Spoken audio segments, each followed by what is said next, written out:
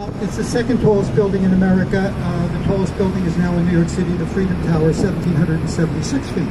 This one's 1,450. Look at the building in front, that beige building. This is another building by Kohn, Pedersen, and Potts, the same guys who did those three in a row.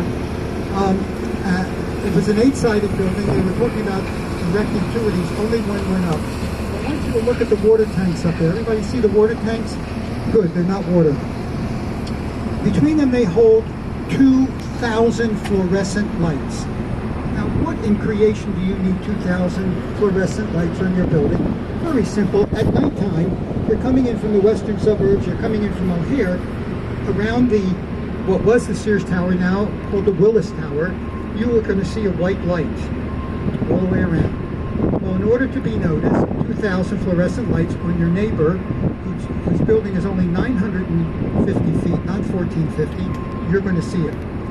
One of the things they had to quickly learn, when the birds started to come back from the south, they were running right into the lights. The lights were too bright, so they had to tone the lights down. But it's really quite a beautiful building. Now, I want you to take a look on your right, the whole cluster of buildings on the right, but I want you to look at the beige building with a pyramid roof and a statue on the top. Anytime you see a pyramid roof in any building, you know the building is Art Deco. That is the Board of Trade building. It's the fourth Board of Trade on that site. The first Board of Trade, this is the third major event in 1848, was the establishment of the very first Board of Trade. The Board of Trade, the statue on the top was the Roman goddess of agriculture.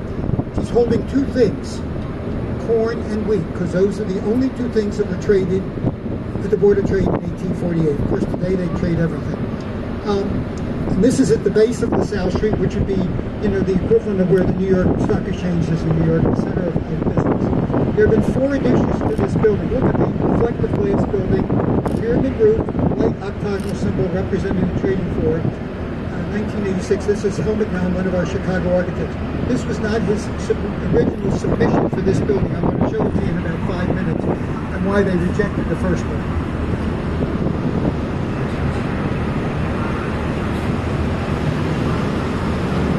Let me talk very briefly about the Sears Tower. This area of the town, back in the 50s, it was not a very safe area when Sears decided that they wanted to build their headquarters here.